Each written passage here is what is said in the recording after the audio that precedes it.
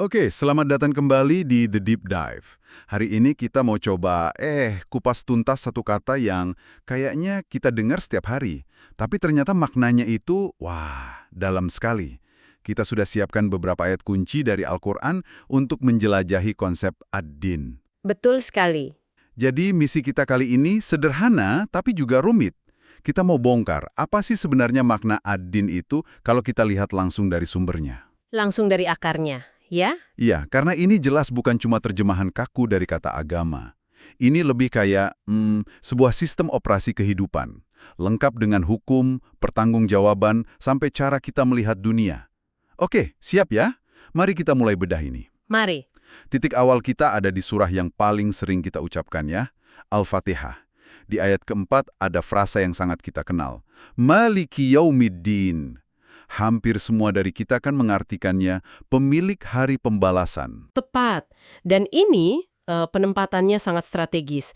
Sebelum Al-Quran bicara soal sholat, puasa, atau aturan lainnya, konsep din pertama kali muncul dalam konteks pertanggungjawaban. Oh, jadi akuntabilitas dulu ya, bukan ritual. Persis.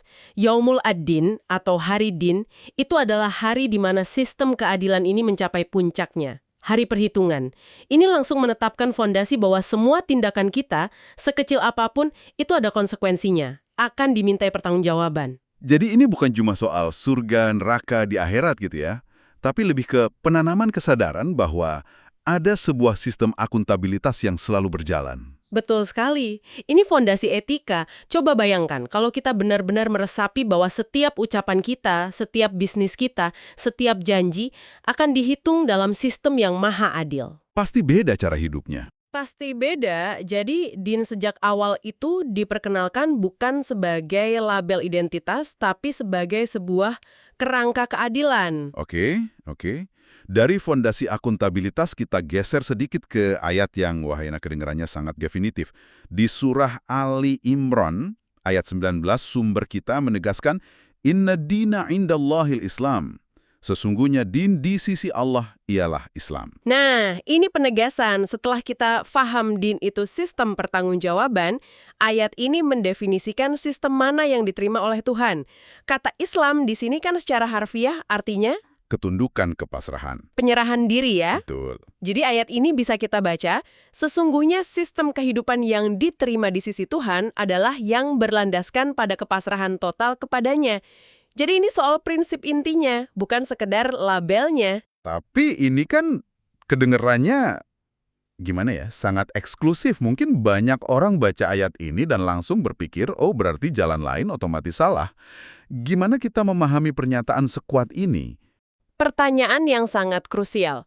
Eksklusivitasnya itu ada pada prinsipnya, yaitu tauhid, pengesaan Tuhan. Al-Quran itu kan konsisten bilang kalau inti pesan semua nabi itu ya Islam, dalam arti kepasrahan ini. Ah, oke. Jadi ayat ini bukan menolak nabi-nabi sebelumnya, justru sebaliknya.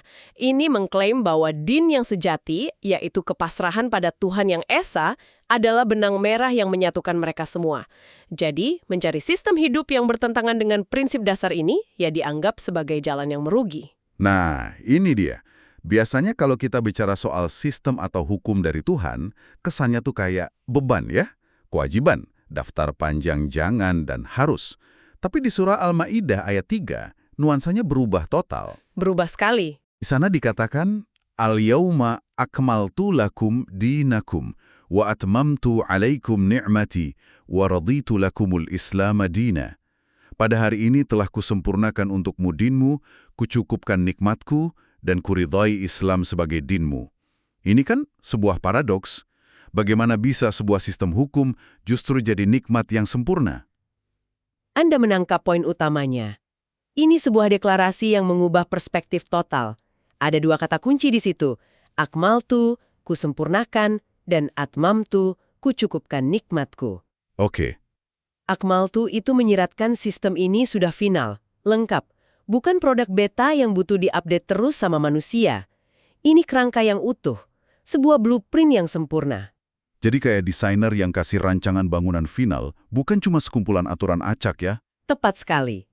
Lalu kata kedua, atmamtu nikmati, kucukupkan nikmatku. ini mengikat kesempurnaan din sebagai sebuah anugerah, puncaknya anugerah.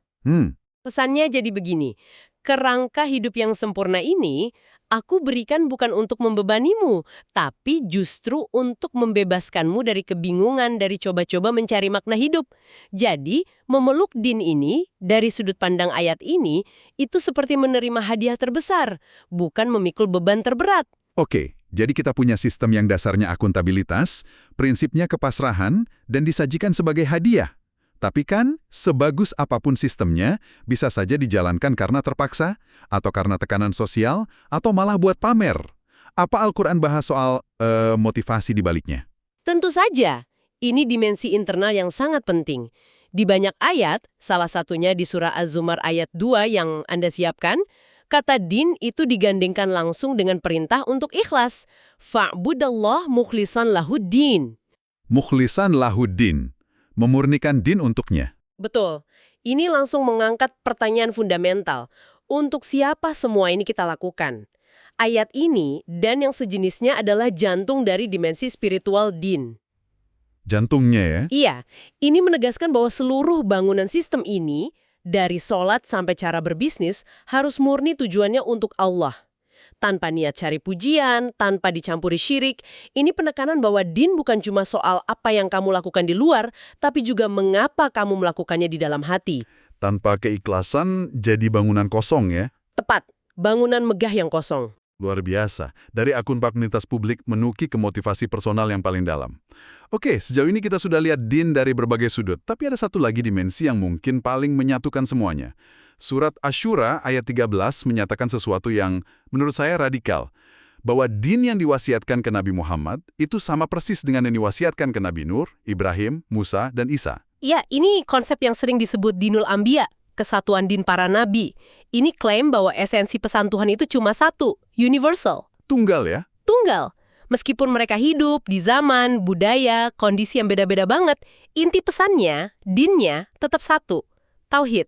Mengesahkan Tuhan, tunduk padanya. Fondasinya sama. Bahkan perintah utamanya pun sama persis untuk mereka semua. Apa itu perintahnya? An aqimuddin wala tatafarraqu fih. Tegakkanlah din dan janganlah kamu berpecah belah di dalamnya. Ini yang di ayat lain disebut sebagai ad-dinul qayyim. Din yang lurus atau kokoh itu. Tepat sekali.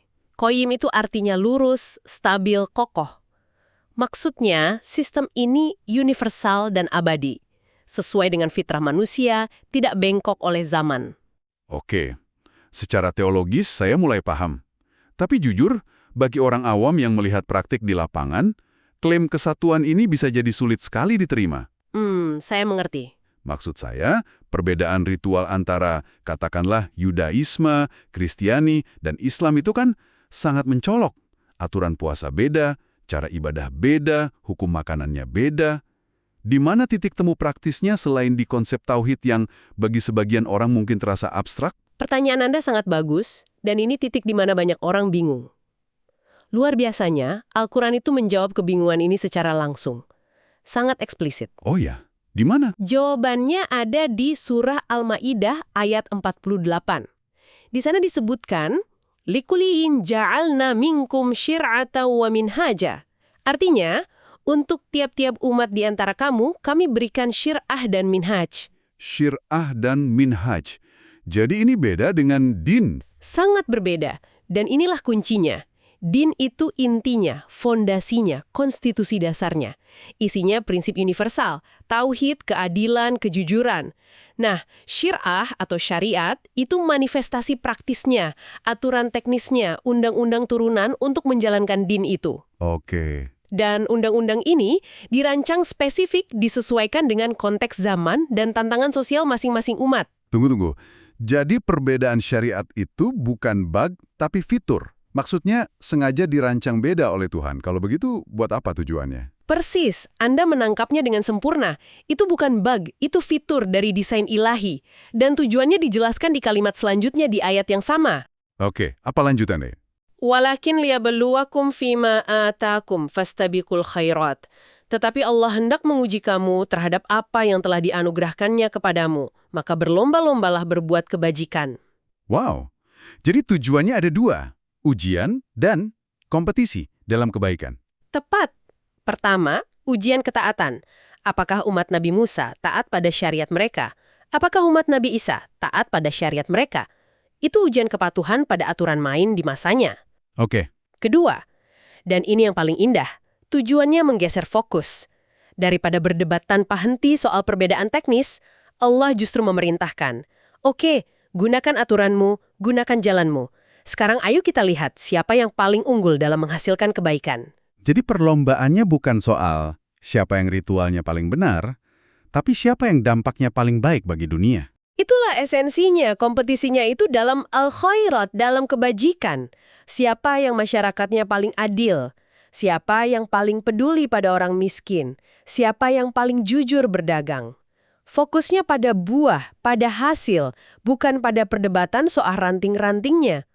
Wah, ini benar-benar menjungkir balikkan pemahaman umum soal agama ya, dari sesuatu yang sering jadi sumber konflik, malah jadi platform untuk kompetisi positif. Perjalanan kita dari Al-Fatihah sampai Al-Maidah ini kayak menyusun puzzle besar. Betul. Kita mulai dari din sebagai akuntabilitas pribadi, lalu jadi satu-satunya sistem kepasrahan yang diterima, kemudian dihadirkan sebagai nikmat sempurna, pelaksanaannya menuntut kemurnian niat, dan puncaknya, kita menemukan inti din ini universal, sementara keragaman syariahnya itu desain cerdas untuk menguji dan mendorong kompetisi dalam kebaikan. Memahami perbedaan antara din yang universal dan syirah yang kontekstual, ini kayaknya jadi kunci ya. Kunci untuk membuka banyak kebuntuan, baik teologis maupun sosial. Tepat sekali. Dan ini menjelaskan kenapa perintah utama tadi adalah jangan berpecah belah. Karena perpecahan itu terjadi saat orang menyamakan syirah, si cabang, dengan din, si pokok. Lalu merasa cabangnya satu-satunya yang sah. Pemahaman ini mengembalikan kita ke akar yang sama. Jadi ini bukan lagi sekedar label identitas. Ini sebuah sistem operasi yang komprehensif. Ada kernel atau inti sistem yang sama untuk semua, yaitu din. Tapi ada user interface atau aplikasi yang beda-beda, yaitu syirah, yang disesuaikan untuk setiap pengguna di zamannya. Analogi yang sangat bagus. Nah, sebagai penutup, kami ingin meninggalkan satu pertanyaan untuk Anda renungkan, yang langsung lahir dari pembahasan kita barusan. Jika esensi din adalah satu, yaitu kepasrahan pada Tuhan Yang Esa, dan tujuan dari keberagaman jalan atau syirah adalah untuk berlomba-lomba dalam kebajikan, bagaimana pemahaman ini bisa mengubah cara Anda memandang interaksi, dialog, dan bahkan kompetisi antara umat-umat yang berbeda jalan di dunia yang kita tinggali saat ini?